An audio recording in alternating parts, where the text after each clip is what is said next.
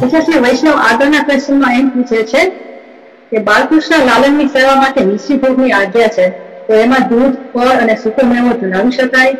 અને અમુક ફ્રૂટ્સ અંદરથી લાલ રંગના હોય છે, તો તે શ્રી ઠાકોરજીને ધરાવી શકાય કે નહીં? અને સેવામાં બજારની તૈયાર મીઠાઈ કે નાસ્તા ધરાવી શકાય? એ આખી પણ કરી. હા, એટલે સૌથી પહેલા તો કહ્યું કે બજારની કોઈ પણ વસ્તુ આપણે ત્યાં આરોગવાની ઠાકોરજીની હોય એ નથી ધરતા હોતા, અને પ્રભુને વસ્તુ કરતા તમારી બનાવેલી વસ્તુમાં વધારે રસ છે. એટલે જેમ બાળકને માની સામગ્રી ભાવે તો એ વિવેક આપણે ત્યાં ગમે ત્યાંથી ગમે ત્યાં કોઈ એઠા જૂઠાનું કોણ બનાવનાર અનેક શાસ્ત્રોમાં જેના દોષો કયા છે એ પ્રભુને નથી ધરતા. બીજી વાત, મિશ્રી ભોગ ધરવાની આજ્ઞા હોય તો દૂધ કે મેવો ધરાવી શકાય, બને તો મેવો તો ધરાવી શકાય, પણ દૂધ માટે ઘણીવાર શું થાય છે કે ઘણીવાર આપણા રસોડામાં પવિત્રતા ન જળવાતી હોય, ન સચવાતી હોય, અને આપણે એવા ગેસ ઉપર પાછું દૂધ ગરમ કરવું પડે, અને જો આપણે ન સાચવતા હોય તો બને તો દૂધ ધરવાનું ટાળવું. આજ્ઞા હોય અને બધી વ્યવસ્થા ઉભી કરી હોય તો એમાં કોઈ જ વાંધો નથી, તમે કરી જ શકો છો. પણ જો ન સાચવી શકતા હોઈએ તો પછી એવો જ ક્રમ લેવો, જેમ જેને ત્યાં એવી વ્યવસ્થા ના હોય, એવી પવિત્રતા ન સચવાતી હોય, અને બીજા ગેસ રાખવાની, ઇલેક્ટ્રિકનો ગેસ, આજે તો ઠાકોરની કૃપાથી એટલી બધા સુવિધાઓ અને સાધનો મળે છે, આજે ઇલેક્ટ્રિકના એટલા બધા સાધનો મળે કે તમારા રસોડામાં કંઈ કરવું જ ના પડે. પણ જો એવી કોઈ વ્યવસ્થા ના હોય ને રસોડામાં પણ પવિત્રતા ન રહેતી હોય તો પછી દૂધ ધરવાનું ટાળવું, અને સૂકો મેવો ને લીલો મેવો ધરવો. મિશ્રી ભોગની આજ્ઞામાં લગભગ તમે લીલો મેવો, સૂકો મેવો ઠાકોરને ધરી જ શકો છો. દૂધ માટે ખાલી આ વ્યવહારના વિવેકને કારણે આપણે ઘણીવાર વિચારતા હોઈએ છીએ કે આપણે પવિત્રતા જાળવી શકીશું કે નહીં, એનું ચિંતન કરતા. અને બીજો એક પ્રશ્ન હતો કે લીલા મેવા લાલ રંગના હોય છે, તેમાં કોઈ વાંધો નથી, તમે એ લાલ રંગના પણ લીલા મેવા આરોગાવી શકો છો. જે નિષેધ છે વસ્તુઓ એને નથી આરોગાવતા, બાકી નોર્મલ જે લીલો મેવો આવતો હોય, ફ્રૂટ આવતો હોય, ધરી શકાય છે. પણ બહારની કોઈ પણ તૈયાર બનાવેલી વસ્તુઓ આપણે ઠાકોરજીને નથી ધરતા, અને એટલા માટે આપણે જે કરી શકીએ એની જ આજ્ઞા નહીં. તો આપણે ત્યાં ઉધાર કરવાની કે બહુ બધું કંઈકથી લઈ આવવાનું કે કોઈની પાસે માંગી લાગવાનું, એવું કરીને ક્રમ વધારવાનો કોઈ ક્રમ નથી, એ કોઈ વિશેષ જરૂર નથી. તમે શું કરી શકો છો, તમે તમારી જાતનું સમર્પણ કઈ રીતે તન મન ધનથી કરી શકો છો, બસ એનો જ વિચાર કર. અને એટલા માટે આપણા હાથે આપણી જાતે આપણે જે કરી શકીએ બસ એનાથી ઠાકોરજી રાજી છે. અને એટલા માટે કોઈ વસ્તુનો એવો અતિરેક નહીં કરવો કે જેનાથી આપણું અતિક્રમણ થાય ને ઠાકોરજીને પણ શ્રમ પહોંચે. વાર્તા સાહિત્યમાં તો ઘણા એવા પ્રસંગો આપણને જોવા મળે છે કે જયારે આવું વધારાનું કરવા દે તો ઠાકોરજી ના પડી કે ના, તારા ઘરે છોલે આરોગાવીને રહીશ, પણ તું મારું બીજું સુખનો વિચાર કરીશ તો તારા સિવાય મને બીજા કશામાં સુખ નથી. અને એટલા માટે આ વિવેક રાખવો છે.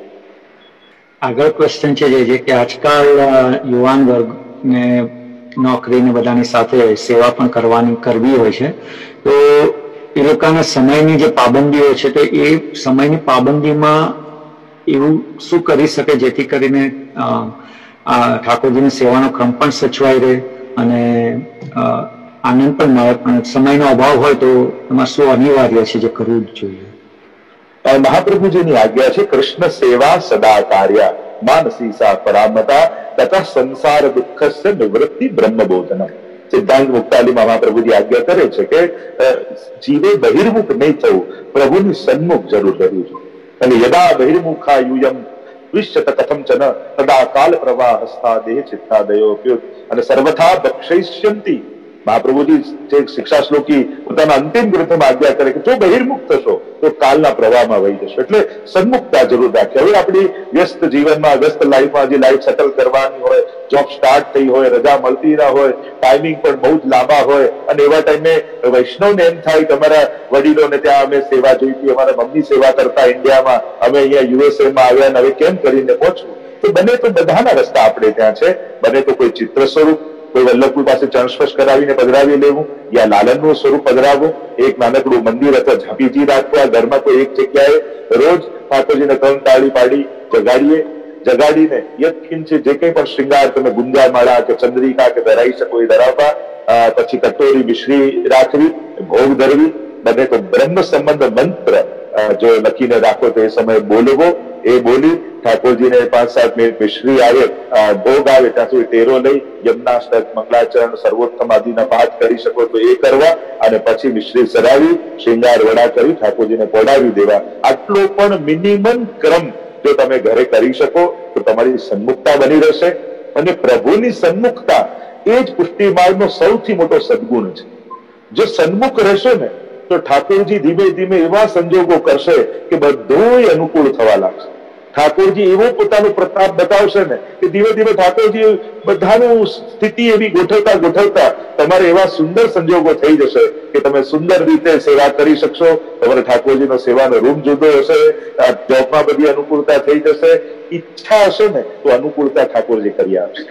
જેની ઈચ્છા નથી એને ક્યારે અનુકૂળતા થતી નથી. તમારા મનની ઈચ્છા તમારું સૌથી મોટો સદગુણ છે. અને એ મહાપ્રભુજીના વચન છે કે જે ઠાકોરજીની આ મનોરથ મનમાં રાખે છે સેવાનો, એને અનુકૂળતા ઠાકોરજી કરી આપતા હોય છે. અને મારા આશીર્વાદ એ વૈષ્ણવ છે જેને પૂછ્યું છે કે ઠાકોરજી જલ્દીથી જલ્દી તમારે એવી અનુકૂળતા કરી આપે કે સુંદર તમારા ઘરે સેવા બિરાજે અને ખૂબ આનંદથી ઠાકોરજીને નામ લગાવીશ.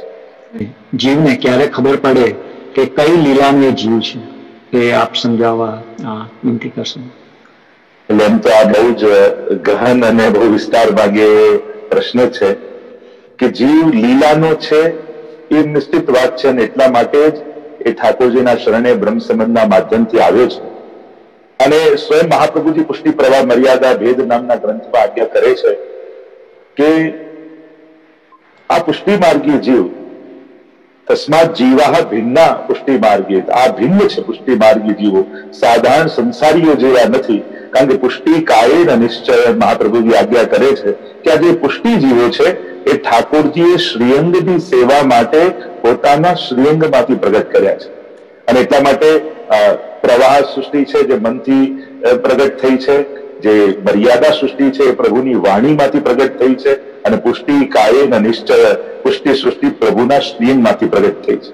એટલે પ્રભુની શ્રીઅંગની સેવામાં જેને રુચિ છે, જેને પ્રભુમાં રુચિ છે, એ લીલાનો છે, એ જ એનો સંકેત છે. પણ લીલામાં પણ અંતર્ગત અનેકવિધ લીલાઓ છે. જેમ આપણે નિત્ય લીલાની વાત તો ન કરીએ, ગોતલની વાત કરીએ, હવેલીની વાત કરીએ, તો હવેલી પણ એક પ્રભુની લીલા સ્થળી છે. ભાવ બધાને ઠાકોરજીમાં છે, ભાવ બધાને સેવાનો છે.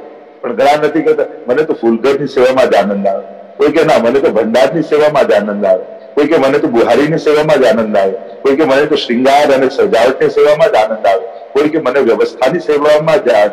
તો સેવા બધા કરે છે, પણ પોતાની રુચિ એટલે કે લીલામાં એનો જે અધિકાર છે એ અનુસાર એને એ તત્ત સેવામાં આસક્તિ થાય છે. અને એટલા માટે હું કઈ લીલાનો જીવ છું આ પ્રશ્ન નથી, આનો ઉત્તર ન હોઈ શકે. આનો ઉત્તર તો ભક્તે સેવા કરતા કરતા આનો જવાબ તો કેવલ ને કેવલ ઠાકોરજી જેને આપશે, કે એને સહજ સ્ફૂર્તિ શ્રી ઠાકોરજી કરાવશે કે તું આ લીલાની સખી છું અને આ લીલાનો જીવ છું, અને એ જ લીલામાં હું તારો અંગીકાર કરીશ. એવી સૂઝ અને એવી સમજ સ્વયં પ્રભુ જ સેવા કરતા કરતા એ જીવને આપતા હોય છે. અને એટલા માટે આનો પ્રશ્ન બીજા કોઈ પાસે ગોતવા કરતા પોતાની સેવા દ્વારા એનો ઉત્તર લેવાની કોશિશ કરવી કે આપણી સેવાની રુચિ, આસક્તિ અને નિષ્ઠા એના દ્વારા એક દિવસ પ્રભુ જ આપણી જે અધિકાર અને આપણી જે આસક્તિ એટલે કે આપણી જ્યાં લીલામાં સેવા છે એ સેવાનું ભાન ઠાકોરજી આપણને કરાવશે. અને એટલા માટે એના માટે આ ઉત્તર મેળવવા માટે ખૂબ નિષ્ઠા સાથે સેવા કરો. જે સેવામાં તમને આસક્તિ હોય આપમેળે એ જવાબ તમને ખ્યાલ આવશે. કારણ કે આનો વિસ્તાર તો ઘણો બધો કરી શકાય, પણ આજે આપણે બધા પ્રશ્નો સમાઈ લેવા છે, બહુ વિસ્તાર નથી કરતો.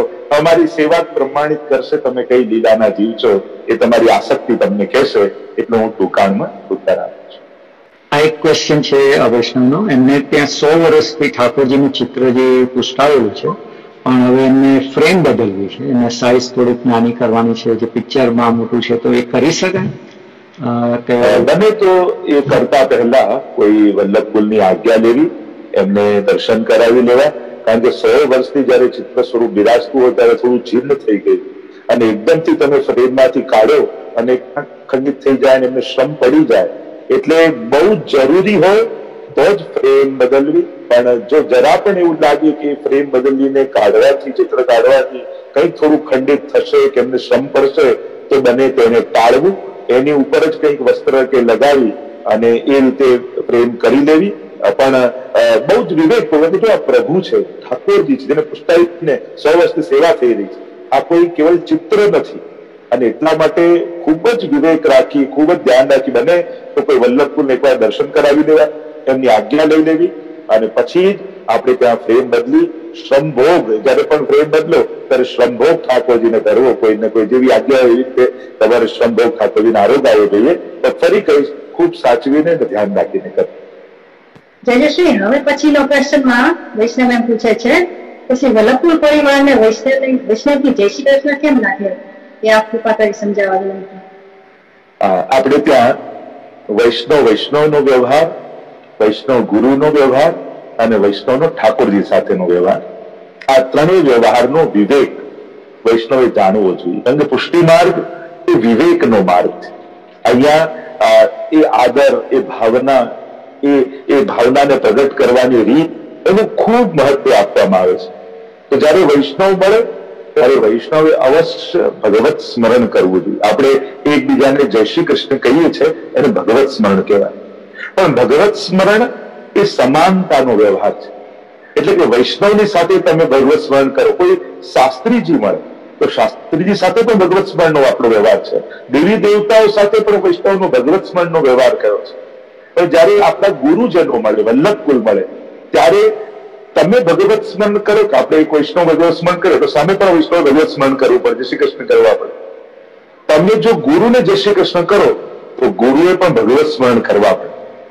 તો જો ભગવત સ્મરણ ગુરુ પાસે કરીશું તો આશીર્વાદ લેવા ક્યાં જઈશું? તમે જયારે દંડવત પ્રણામ બોલો છો ત્યારે ગુરુ એમ કે છે આશીર્વાદ. એટલે અમુક જગ્યાઓ ભગવત સ્મરણ કરવાની નથી, એ જગ્યાઓ આશીર્વાદ મેળવવાની છે. અને એટલા માટે ગુરુજન પાસે જઈએ ત્યારે દંડવત પ્રણામનું ઉચ્ચારણ કરીએ તો ગુરુજનો આપણને આશીર્વાદ.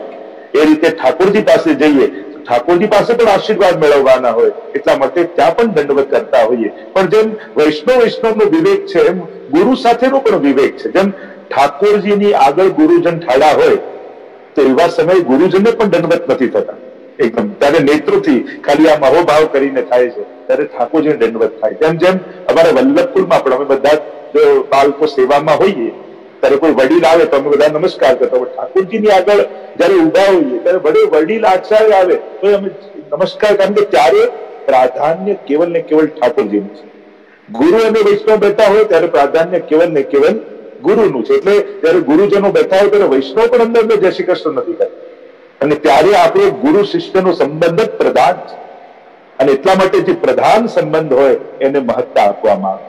અને એટલા માટે વૈષ્ણવ મળે ત્યારે જય શ્રી કૃષ્ણ કરવા, ગુરુ મળે ત્યારે દંડવત પ્રણામ કરવા, જેથી આશીર્વાદ મળે. અને ઠાકોરજી પાસે જઈને પણ વંદન કરીએ. અને એટલા માટે જયારે ઠાકોરજી અને ગુરુ પાસે આપણે ઉભા હોઈએ ત્યારે પણ વિવેક રાખવો જોઈએ. ઘણી વાર મંદિરમાં દર્શન ખુલ્લા હોય ને નવા વર્ષમાં કે તમે જુઓ તો હા હેલો કરીને બધા એકબીજાની સામે બેઠે મળે, શેક હેન્ડ કરે. બને તો કોશિશ કરવી કે પ્રભુની સન્મુખ તમે હો ત્યારે આપણે કેવલ ને કેવલ દાસ છીએ અને પ્રભુ આપણા સ્વામી છે.